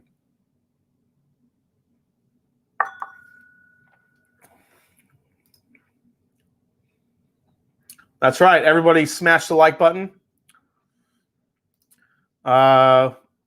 Jared O'Connor says, what's the Lincoln County process? So that is the process of charcoal filtering or using maple wood to filter your whiskey through. Now, George Dickel and Jack Daniels do it in two different ways. Jack Daniels, what they do is they have vats of charcoal, of maple coal, that they drip the whiskey through the coal to take out the impurities, but it also adds that level of flavor to it. And then it kind of drips out, and then they collect the whiskey as it's dripping out after it's been through the coal filtering, and then it's off the bottle. Then you have, or it's off to age. I'm not sure if they do it before or after they bottle or age, but George Dickel does it a little bit different. George Dickel has a vat of their maple coal, and what they do is they pour all the whiskey in it and let it sit in that vat. It doesn't filter down through, which I think is why you get more of a prevalent flavor of the Lincoln County process and that Flintstone vitamin note with George Dickel rather than you do with Jack Daniels. You do get it in Jack Daniels, but it's not as, I guess, it doesn't stand out like it does with George Dickel. George Dickel lets it soak in that vat, for a while before they drain it and then take that whiskey. So both are doing the same thing, Lincoln County process, but they're just doing it different ways. Yeah, science, maybe counting, not so much, exactly. Jason, can you drum some Matt Cameron Pearl Jam tunes? Yes, actually, Matt Cameron's one of my favorite drummers, and Pearl Jam I've been playing since the 90s, since high school. I mean, I've been playing Pearl Jam forever. Love Matt Cameron. Absolutely phenomenal drummer. He drums the way I like to play. He has a certain groove the way he plays. Everything's pretty precise, but also he's able to he improvs a good amount, especially when you watch them live. Just an incredible drummer. Absolutely. Let's see here.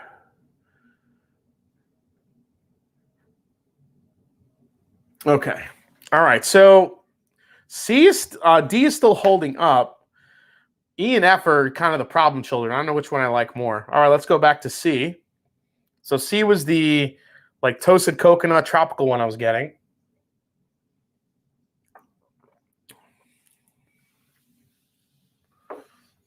That's good. It just has a really interesting flavor profile to it. No bones about it. Extremely different coming off these three. All right, let's go to 2.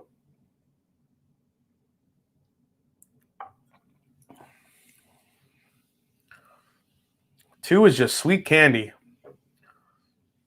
But not a ton going on otherwise, but really good.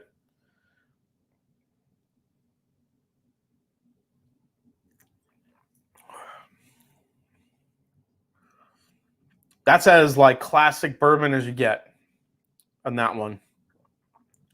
All right, let's go to A.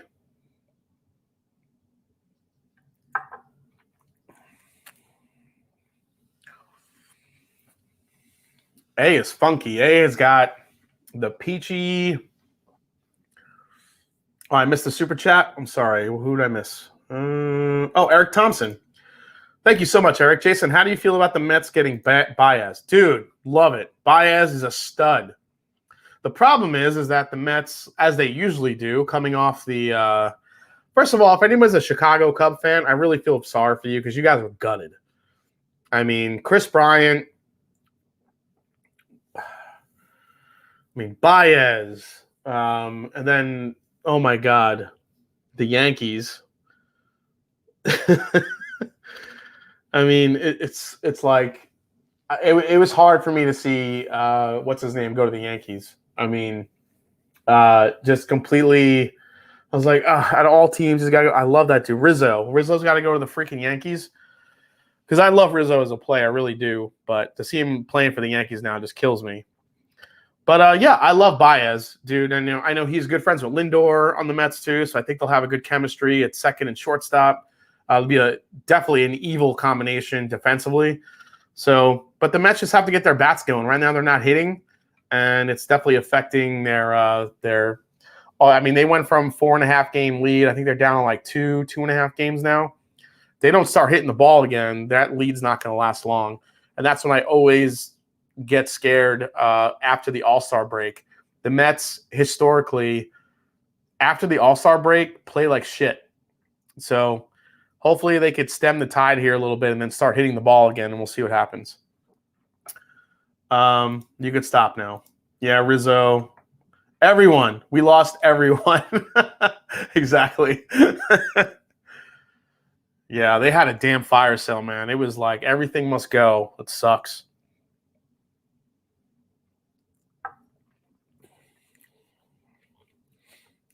All right.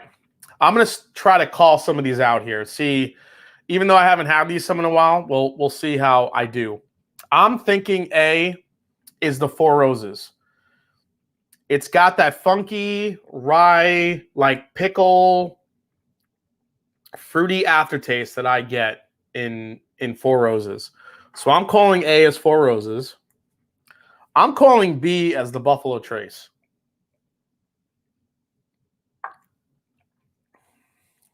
It's just so sweet and easy. I think B is Buffalo Trace. C, I'm definitely saying is Brown Foreman. I mean, it's fucking coconut, toasted coconut, which is a note I've been getting more and more in Old Forester since Jackie Zykan called it out. And plus the banana. I think that's the 1870 small batch. Old Forester. Now, these three are really confusing me. This is where I'm hitting. These three, I'm confident. These three, I'm not really sure where to go here. Okay.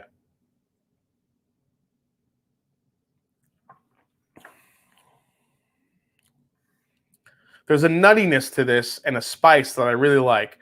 So this to me has got to be either the Evan Williams or the Heaven Hill. There's just something about that one. I really like that one a lot. All right.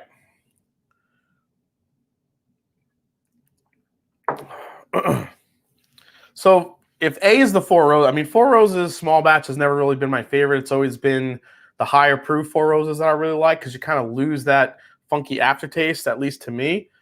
All right, let's go to E here.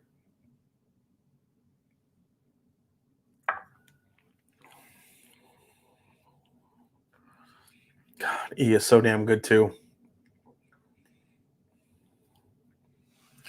I feel like D gives you the kind of like the best balance, but E has some more complexity to it.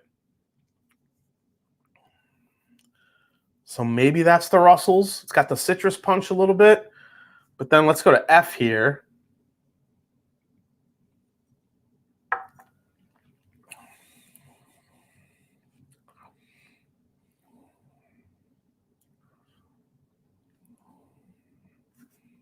F just not bringing the finish.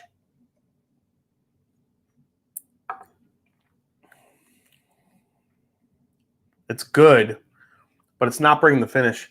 What? Can anybody update me on the Mets game? I know they were playing. I know they were leading the Marlins 4-1 the last time I looked. Anybody have a final score for me? Thank you very much. Before we rank these. All right, let me just throw up this banner real quick. So if you guys are interested in joining Patreon to get any of the picks, appreciate it. Art Blake, Ginger Baker is one of my favorite drummers. That's a good call out, Mark. Absolutely. Yep. Phil Collins, the drummer. Listen to old Genesis with Phil Collins as drummer is some of my favorite Genesis songs. Absolutely. Mets are up 5-3 in the bottom of the ninth. Oh, dear God. Ugh. That scares me because Edwin Diaz is actually taking a little bit of a break now. So hopefully, who the hell's going to close that game? Okay. Hey, Pal Joey's in the house. What's up, Pal Joey? 4 jazz drummers, Joe Morello, Dave Brubeck, Chico Hamilton, Buddy Rich, Gene Krupa. I mean, Buddy Rich and Gene Krupa are extreme. Those are just drumming legends. There's no bones about it. Chico Hamilton and Joe Morello, in particular, is one of those drummers I didn't learn to kind of like later on and how good he was. So really good call outs there. Absolutely. All right. All right, it's time to rank these. So let's find out what we got here. So I think F and A are kind of leaning towards like my least favorite here. So let's see here.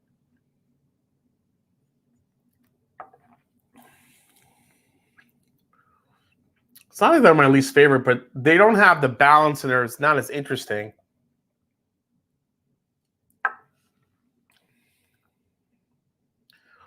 A just kind of, if it's the Four Roses, it just kind of has like that funky aftertaste. Like I said, I love Four Roses, but Four Roses just never does well in blinds. If that's Four Roses. But I'm going to go with that. I'm going to say, I'm going to put those here. I mean, these are, I'll probably put A above F just a little bit. Just a little bit. Because it definitely has a little bit more of an interesting finish. So now we have, so A I put 5th, and F I kept 6th. Okay. All right, so now it's down to B, C, D, E. So this is what I thought was the Buffalo Trace.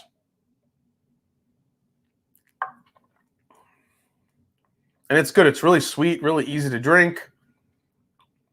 Just not much else going on there. I mean, it does have that butterscotch note that I like. All right, let's go to this one. Yeah, the banana coconut thing is not my jam. So I think that's going to go in 4th place. So that is C. I'm going to do this one 4th. Actually, let me write it here. 4th, 5th. I'll go 6th here. Okay. So now we have B, which I called out as maybe the Buffalo Trace. And I have, man, C and D are really close. Yeah, for sure.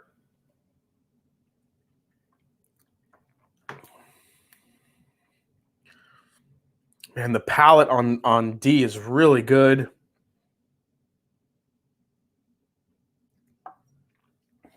Zeppelin's drummer was pretty good.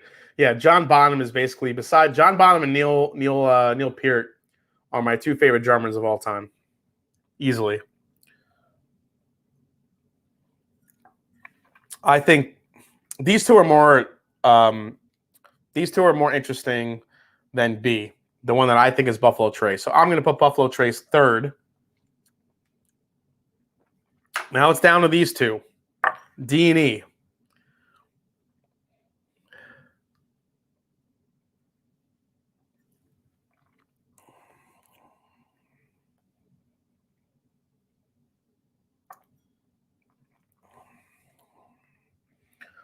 Man, I don't know which one I like more. So here's the differences, guys. D has a lot of cinnamon, a lot of allspice, a really nice bite and finish. E doesn't have as long as a finish, but there's a complexity to it that I'm really digging. So it's really kind of like these 2 are very far beyond these 4. So it's really like I could drink either of these any day of the week. I love the complexity of that, but it doesn't.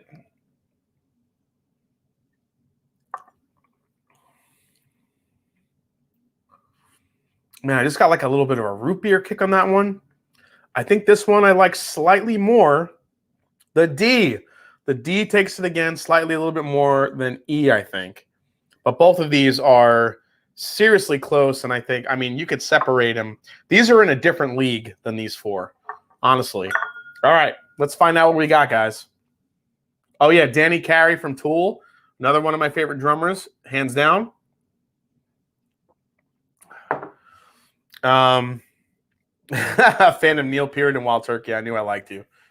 All right, so last place. So I have the bottles right here. Let's find out what came in last. I'm just separating these 2 because I really think these 2 are a step beyond what these 4 bring. So let's go to last place here. Let's see what we got. Last place.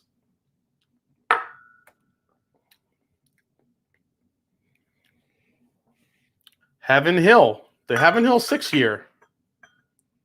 Even though this is really good, yeah, it just didn't have the finish, I don't think. It was really good, but it just didn't have the finish that I wanted. Still a solid, delicious bourbon, for sure. But yeah, just didn't do it for me. All right. Let's go to, man, that's kind of surprising. I thought it would do better than that. But I guess next to the others, it kind of fell a little bit flat. All right, so I didn't guess that one. I did guess this one, which was, wait, I put D in first and I put E in second. Okay. Eric Thompson. I saw Rush 5 times in my life. When Neil would strap in, you knew shit was going to get real. Yeah, dude. Totally agree. Totally agree. Purgatory Hill tonight. Doesn't all that bourbon blow out your palate? It doesn't, actually, especially not a 90 proofer. I still, luckily I'm able to still pick up some nuances here. Top Shelf Bourbon, what's the hat? It's Wilderness Trail. It's a Wilderness Trail logo. All right, so coming in on second to last place, this was 5th place. This is the one I said I thought was Four Roses. I said I thought it was Four Roses. This was A. And it's Four Roses. Four Roses small batch, guys. Four Roses small batch, decent 90 proofer.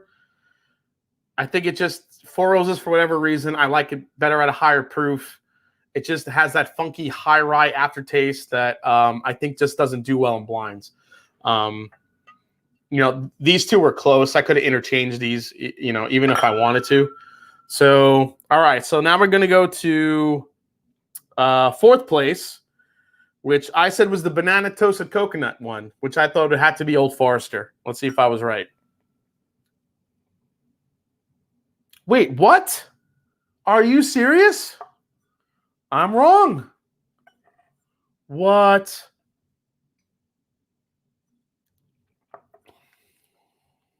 How did that even happen? How did I get that? That's crazy. That's the Evan Williams. What the hell just happened? That's nuts. Yeah, Evan Williams came off like banana and coconut. And I'm still getting it. Oh my God. I mean, it's good. It's really good. Man, so what the hell is left? All right, third place, I thought was Buffalo Trace. I got that one right. Buffalo Trace. So that means the Old Forester 1870 and the Russell's 10 are first and second. So Buffalo Trace comes in third place, which I called out. It's very sweet. It's very easy, very pleasing. I mean, you can't. That butterscotch note that I was picking up in the Buffalo Trace is what you know, kind of made me love it over the 1783 a little bit. Michelle, we always stay up too late on Wednesdays because we don't want to miss your live. I will regret this when the alarm goes off in the morning. Sorry, Michelle. We're about to find out the last two. Who won, Russell's Reserve or Old Forester 1870? Let's see here. So here's second place. So I thought that this one had a little bit more of a complex finish or complexity to it. You got to be kidding me. So in this blind tasting, actually, it's probably not surprising. Well, it is surprising, actually. Russell's Reserve 10 came in second, and Old Forester 1870 came in first. What the hell? That's nuts. The dark horse, the part of the whatchamacallit, the bottle in the Whiskey Rose series from Old Forester that nobody pays attention to, won this tasting. Holy crap.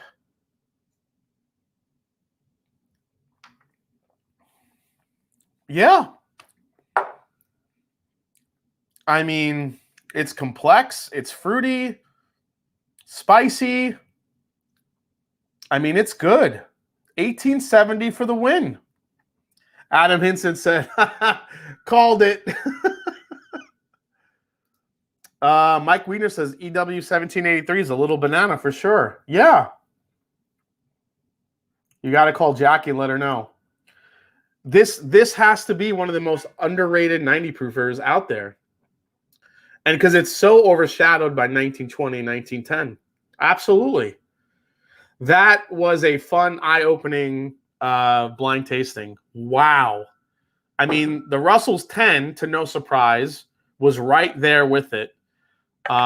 This was the one that had a little bit more complexity, I think, than the 1870. But the 1870 had like a finish to it that I really appreciated. The Russell Reserve 10, it finishes really easy for a wild turkey. It really does. It doesn't have like that bite, that normal that you would get from a normal, wild turkey. But I mean, it hung right in there. Buffalo Trace, I think I chose this for third just because of the butterscotch. The new Evan Williams 1783, taking out the Four Roses and the Heaven Hill Green label. So, man, what did we learn tonight, guys? This is probably really underrated, the Old Forester 1870. The Russell's 10 is still just an absolute incredible bang for the buck. $35 for a 10-year 90-proof bourbon. Buffalo Trace, I mean, I'm not going to knock Buffalo Trace for this. This is a great bourbon. It's so classic and so sweet. Butterscotchy vanilla. I mean, I couldn't believe how much banana I was getting out of the Evan Williams, a toasted coconut. And the finish wasn't as spicy as I remembered having it the first time. And I wasn't getting that chocolate note. This really changed, I think, a little bit as it opened up. The Four Roses, I mean, you got to like peach. You got to like that high rye. And you got to like spice to like this one. Still a great bourbon. Easily one of the better finishes out of the lineup. And the Heaven Hills 6-year, 6-year bourbon, the green label, even though it's really good, I think it's just such an easy sipper, which I think why people love it. But compared to these guys, it just kind of paled in comparison. So all of these, well, not so much this one anymore, but 1, 2, 3, 4, 5. If you guys like 90 proof or available bourbons, these are all available for you. Definitely go check them out. Try this blind. They're inexpensive. Great bourbons, all from great distilleries. This was a lot of fun. I'm glad I did this. This was really, really cool. That Evan Williams, I thought, was for sure Old Forester, and it completely floored me. That was the surprise of the night, guys. Wow.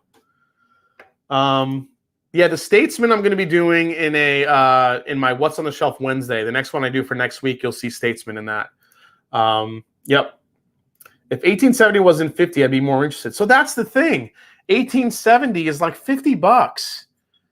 I mean, you compare it to these others that are so much cheaper. I think that's the problem this one has and why it's underrated.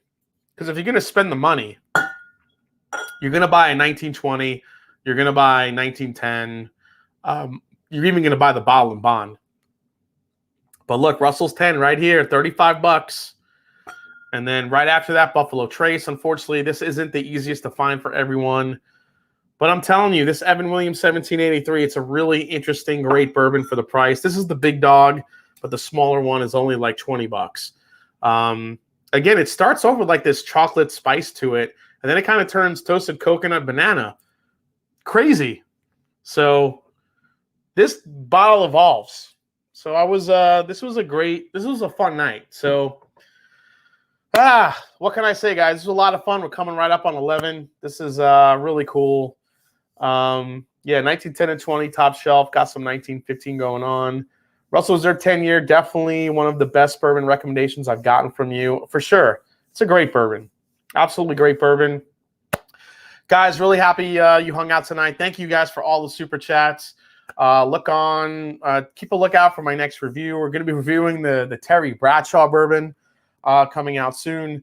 We got some other bourbons. The Remus Repeal number 5. You guys are going to want to hear about that bourbon coming out soon. Also, yeah, my next What's on the Shelf Wednesday will be that Old Forester Statesman. So a lot of great content coming out. So I really appreciate you guys hanging out with me tonight. So yeah, definitely subscribe. Hit the like button on your way out. Really appreciate that. If you're interested in getting your hands on some of our barrel picks for the Master Journey Whiskey Club, click below, see the description. The Patreon link is right there for all you guys.